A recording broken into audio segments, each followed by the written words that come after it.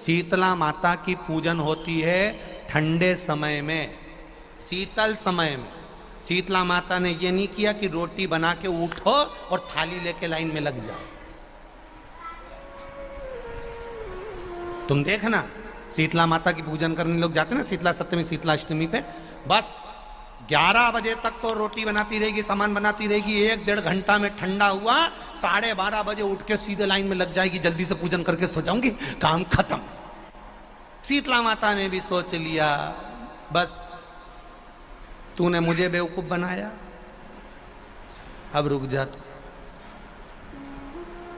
11 बजे तक भोजन बनाया, 10 बजे तक भोजन बनाया, 1 बजे रात को लाइन में लग गई पूजन करने के लिए। 1 बजे रात को न जाने किसने पहला दी कि 1 बजे रात को लग जाओ लाइन में, सुबह तक पूजन करके अपने घर आ जाओ, फिर आराम से आके सो जाओ। अब इतनी जल्दी क्या है भगवान के पूजन की? माँ की पूजन करने जा रहे हो, माता से लाड़ लड़ाने जा रहे हो, अपनी माता से अपने दिल की बात कहने के लिए जा रहे हो, अपने स्नेह की बात कहने के लिए जा रहे हो, तो धीरे धीरे प्रेमवश आनंद से माता की आराधना शीतल समय में, ठंडे समय में।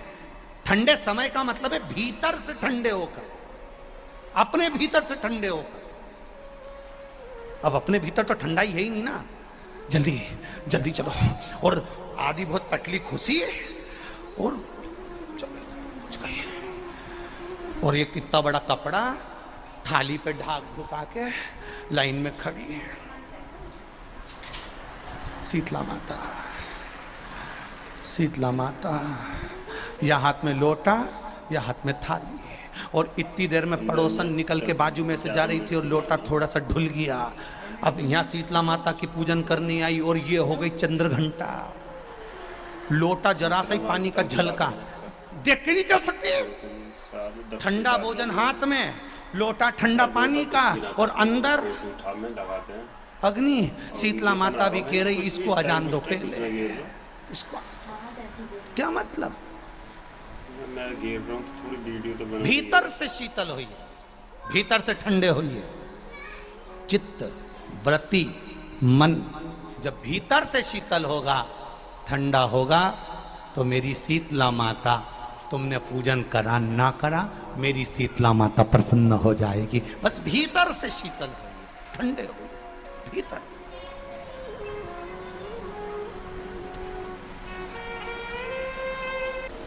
रुद्राक्ष की उत्पत्ति हुई, जानते हो सब लोग? बोलो तो जम के बोलो, जानते हो ना? फिर भगवान शंकर के नेत्र अश्रु से अंधकासुर की उत्पत्ति हुई, जानते हो सब लोग? बोलो जम के बोलो, ठीक है। तीसरा, भगवान शंकर के क्रोध नेत्र अग्नि की ज्वाला से, उनके अश्रु से ज्वारासुर की उत्पत्ति हुई। ज्वारासुर, जिसको एक असुर का भी नाम दिया जाता है। ये जो बुखार आता है ना, ज्वर आता है, जो बुखार आता है, इसको भी असुर के गिनती में लिया गया, ज्वरासुर। और इस ज्वारासुर को शांत करने के लिए माता शीतला को प्रकट किया गया। और आप गुरुग्राम वासियों के लिए तो बड़ा सौभाग्य का विषय है कि मां शीतला आपके गुरुग्राम में आशीर्वाद देने के लिए सदा विराजमान रहती है। बोल शीतला माता की, शीतला माता की। माँ इस गुरुग्राम में माता शीतला अपने भक्तों के आशीर्वाद देने के लिए सदा विराजमान थी है। ज्वारासुर को शांत करने के लिए माँ शीतला को प्रकट होना पड़ा था।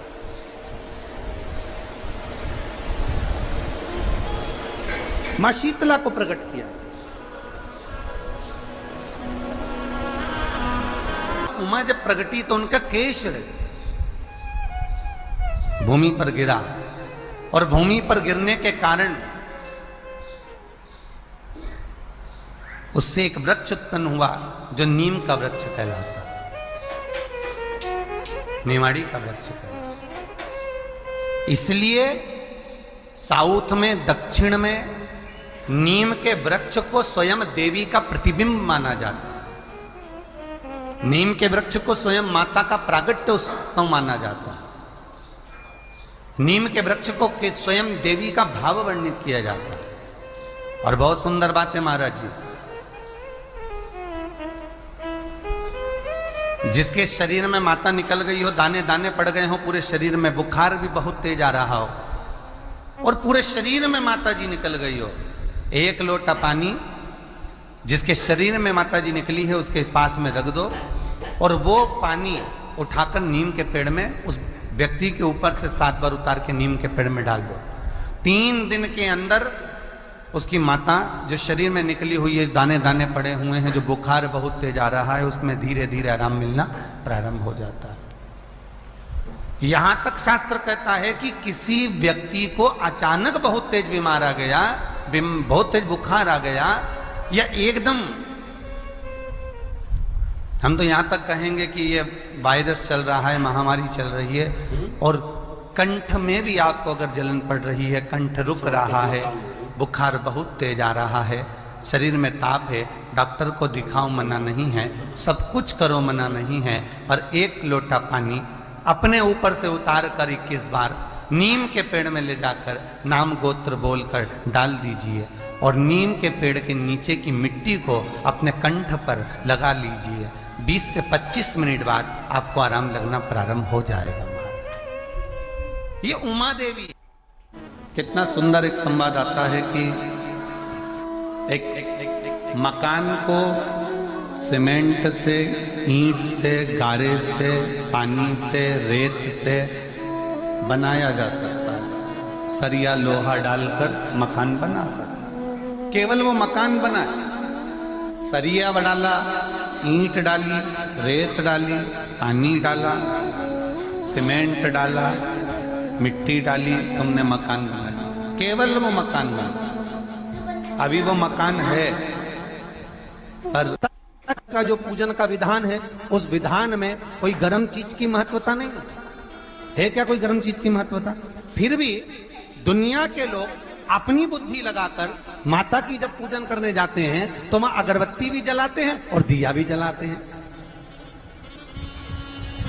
अब एक तरफ तो तुम माता को ठंडा पानी का भोग लगा रही हो, एक तरफ तो ठंडा भोजन चढ़ा रही हो, एक तरफ तो ठंडे का प्रयास कर रही हो, और ऊपर से माता को तुम दिया लगाकर, अगरबत्ती लगाकर तुम माता को सम्मुख में गर्म तत्व को प्रदान कर रही हो, और फिर आकर कहती हो कि मेरा बच्चा क्यों बीमार पड़ता है, मेरे पति को आगे बार बार ये कष्ट क्यों आता है, घर में लोग चिड़चिड़े क्यों हो जाते हैं, घर में लोग क्लेश क्यों करते हैं, आखिर कारण क्या है? तो कारण तो तुम खुद हो कि जो चीज लिखी है वो ना करते हुए दुनिया जो कर रही है तुम वो करना चाहते हो। तुम भगवान की पूजन उस विधान से नहीं करना चाहते जो विधान शास्त्रों में।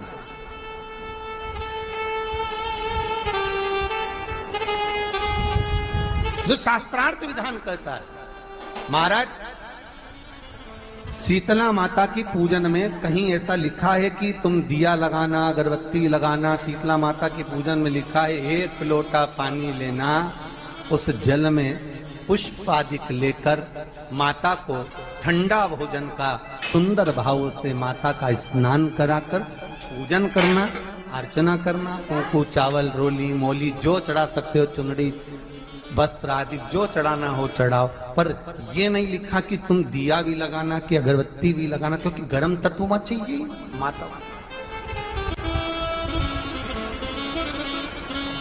वो शीतल है, शीतला।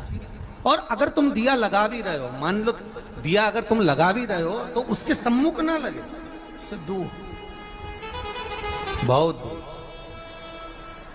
ठंडे समय में, शीतल समय में शीतला माता ने ये नहीं किया कि रोटी बना के उठो और थाली लेके लाइन में लग जाओ।